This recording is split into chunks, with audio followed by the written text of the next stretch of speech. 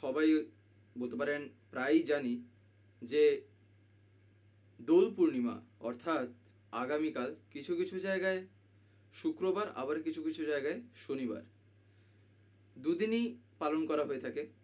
এবারে কথাটা আজকের এই আলোচনার যে বিষয়টা সেটা নিয়ে না, বিষয়টা হচ্ছিল দোল পূর্ণিমায় আমরা কি করব না করব সেইটা জানা নিয়ে।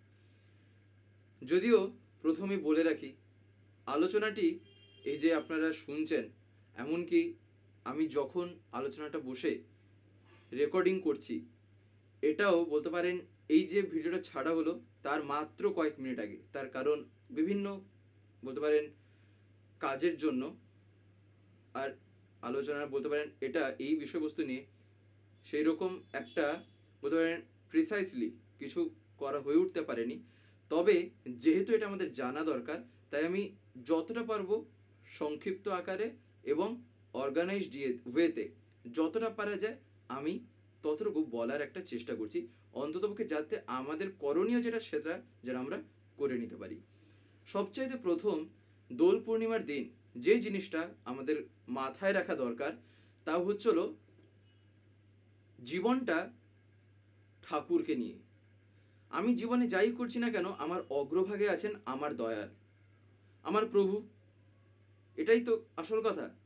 আমি আমার জীবনের সম্মুখে, আমি আমার জীবনের সামনে সবার আগে আমি রেখেছি আমার দয়ালকে, আমার ইষ্ট, আমার আচার্য। তাই এই দোল পূর্ণিমা একটা বলতে পারেন এমন এক আনন্দের দিন, এই রং নিয়ে যে বলতে পারেন এত আনন্দ করা হয়ে থাকে, রঙের বলতে পারেন চারিদিকে সেই রং প্রত্যেককে রাঙিয়ে দেয়। তাই এই রং আমি যখন দোলের দিন খেলতে যাব, অর্থাৎ একদম সহজ ভাষায় বলার চেষ্টা করছি, যখন আমি রং খেলতে যাচ্ছি সবার সাথে, মাথায় যেন আগে আমি এইটা রাখি, আমার জীবনের সব কিছু যেহেতু আমার দয়াল, এই জায়গাতেও যেন তিনি না বাদ পড়ে যান। এখানেও আমি যখন দোল পূর্ণিমার দিন আমি যখন দোল খেলতে যাব, সবচাইতে প্রথম যেন আমি আমার ঠাকুরের শ্রীচরণে, আমি আমার পরম পিতার রাঙারাতুল চরণে সবচাইতে প্রথম আমি রং দেব, অর্থাৎ আবির। কেমনভাবে দিতে হয় এটা বলতে পারেন আমরা এই যেটা করে থাকি, কিংবা যারা জানে না তারা হয়তো আজকে যারা শুনছেন, এটা করার যে পদ্ধতিটা তা হলো ঠাকুরের ছবি বাড়িতে যেখানে রাখা আছে, ঠাকুরের ছবির সামনে কোনো একটা পাত্রে কিংবা কোনো একটা স্থানে কিছু সেরকম একটা নিয়েও নিতে পারেন, তার সামনে ছবির সামনে তার রেখে সেইখানে আবির দিয়ে শেষে ঠাকুরকে প্রণাম করতে হয়। ঠাকুর, বড়মা, বড়দা, আচার্যদেব দিয়ে প্রণাম করা দরকার। জীবনের সব কিছু ক্ষেত্রে যখন আমি তাকে আগে রাখছি, এই ক্ষেত্রে যেন এটা আমি না ভুলি। এটাই হচ্ছিল সবচাইতে প্রধান কথা, সবচাইতে প্রথম কথা এটাই।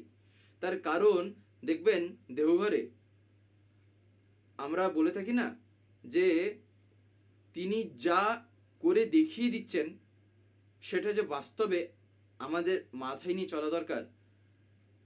আচার্যদেব প্রত্যেক বছর তিনি বলতে পারেন, আপনারা যদি লক্ষ্য করে থাকেন দেখবেন শ্রী শ্রী ঠাকুর এবং শ্রী শ্রী বড়মার প্রতিকৃতি, এই যে দোল পূর্ণিমা, দোল মানে তো বলতে পারেন এর পিছনে তো একটা আবার ঘটনা আছে, এসব কথা অনেকে আমরা জানি, সেটা আর আলাদাভাবে কিছু বলার নেই। তাই দেখবেন একটা যে দোলার একটা যে ব্যাপার, যেখানে ঠাকুরের ছবি আর বড়মার ছবি আলাদা আলাদাভাবে দেখবেন রাখা হয়ে থাকে, একটা বলতে পারেন ফুলের বলতে পারেন মালা কিংবা বিভিন্ন ফুল দিয়ে সাজানো হয়ে থাকে, তারপর ঠাকুরের ছবিটা সেখানে রাখা হয়ে থাকে। বড়মার ছবিও ঠিক একই রকমভাবে একটা বলতে পারেন সেখানে স্থান থাকে, আর দড়ি দিয়ে কিংবা বলতে পারেন যে কোনো জিনিস দিয়ে ওটা ঝোলানো হয়ে থাকে। যেমন ছোট বাচ্চারা ওই পার্কে কি যে ব্যাপারটা হয় না, পার্কে গেলে ছোট ছেলেমেয়েরা যে খেলে ওই দোলনা ব্যাপার, একদম ওই জিনিস। ঠিক ওই জায়গায় পরম পূজ্যপাদ শ্রী আচার্যদেব প্রত্যেক বছর গিয়ে তিনি ঠাকুরের চরণে, বড়মার শ্রীচরণে দিয়ে প্রণাম করেন ঠাকুরের প্রতিকৃতির সামনে তার শ্রীচরণে, বড়মার শ্রীচরণে তার প্রতিকৃতির সামনে দিয়ে প্রণাম করে তারপরে আচার্যদেব তার মা অর্থাৎ আমাদের পূজনীয়া মায়ের রাঙারাতুল চরণে তিনি আবির দিয়ে প্রণাম করেন। এটা হচ্ছিল শিক্ষার জগৎ। এইরকম ভাবে কি না, আমি যেহেতু দেখলাম তাকে করতে, তিনি এইভাবে করছেন, তার মানে এটা আমার করা লাগবে, এইরকম করেই শিখে নিতে হয়। এইটাই হচ্ছিল প্রধান কথা, এইটাই প্রধান। আমি যখন আগামীকাল দোল খেলতে যাব, দোল খেলার সময় যেন সবচেয়ে প্রথম আমার কাজ হবে এটাই, সে আগামীকালও কিংবা পরশু দিন অর্থাৎ শুক্রবারও কি শনিবারও।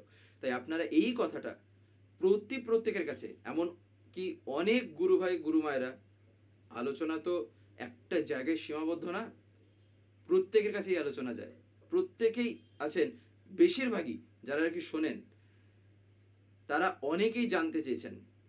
এই কারণে এই আলোচনাটি আমি ইমিডিয়েটলি রেকর্ডিং করে এটা আপলোড যেহেতু করতে হবে, তাই আমি এটা ইমিডিয়েটলি রেকর্ডিং করে আপনাদের সামনে এটা কথাটাকে তুলে ধরার একটা চেষ্টা করলাম, যাতে আপনারাও তা জেনে বাকিদেরকেও জানাতে পারেন। তাই আপনারা এই কথাটা প্রত্যেকে অতি অবশ্যই কিন্তু জানাবেন, যারা যারা জানেন না কিংবা যারা যারা জানতে আগ্রহী, যারা যারা বলতে পারেন যেভাবে হোক না কেন ঠাকুরকে নিয়ে মাথায় যে নিয়ে চলা ব্যাপারটা, যাতে তাদের মধ্যে আরও সার্থকতা পায়। দেখবেন এই ছোট ছোট জিনিস দিয়ে না ভাবটাও বাড়ে, ভাবও মানুষের মধ্যে বেড়ে যায়। অন্ততপক্ষে মাথায় তো আছেন যে হ্যাঁ আমার জীবনে দয়াল বলে কেউ একজন আছেন, নাহলে আমি কেন দিচ্ছি, কেন আমি তার চরণে আবির দিলাম, কেন আমি আবির দিয়ে তাকে প্রণাম করলাম।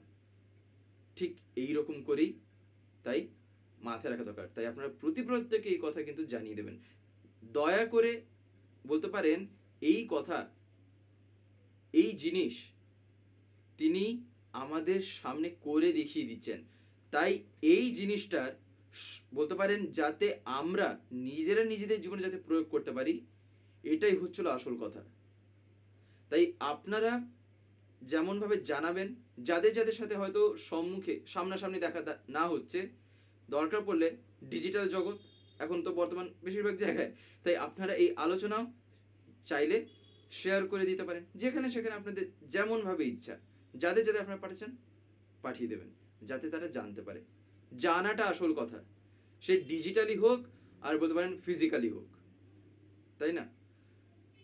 আরেকটা যে কথা তা কি, এই যে এই রং কিংবা এই যে আবির, একটা কথা মাথায় রাখবেন, ঠাকুরকে যখন আমি দিচ্ছি, ঠাকুরের জন্য যখন আনছি, মাথায় রাখা দরকার আমি যখন নিজের জন্য যখন আনি, দেখবেন আমরা যখন নিজেরা খেলি আমরা কিছু কিছু জিনিস লক্ষ্য রাখি, কি যেমন তেমন রং এনে আমরা খেলবো না, যাতে আমাদের শরীরটা খারাপ হয়, যাতে আমাদের শরীরে ইনফেকশন কিংবা বলতে পারেন যেসব রং আর কি ভালো না কোয়ালিটির দিক দিয়ে, সেইগুলো আমি যেমন ব্যবহার করছি না, যেন ঠাকুরের কাছে আমি যেটা দেব সেটাও যেন ওই রকম একটা বলতে পারেন তেমন কিছু প্রোডাক্ট কি তেমন কিছু জিনিস না হয় যেটা কি না বলতে পারেন সেই রকম তার কোয়ালিটি নেই।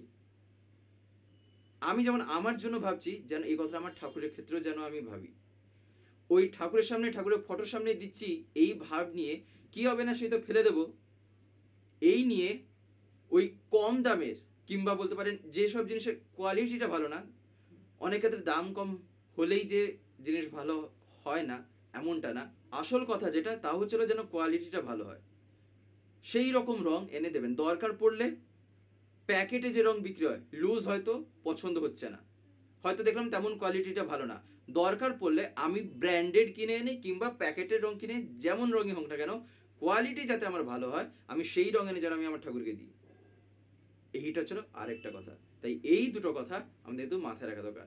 আর তারপরে বাড়িতে যারা যারা গুরুজন আছে, যারা যারা গুরুজন আছেন বলতে বাবা মা কিংবা বাড়িতে আরও যারা আছেন, তাদের বলতে পারেন পায়েও কিছুটা আবির দিয়ে কিংবা রং দিয়ে যাই বলি না কেন দিয়ে প্রণাম করা দরকার।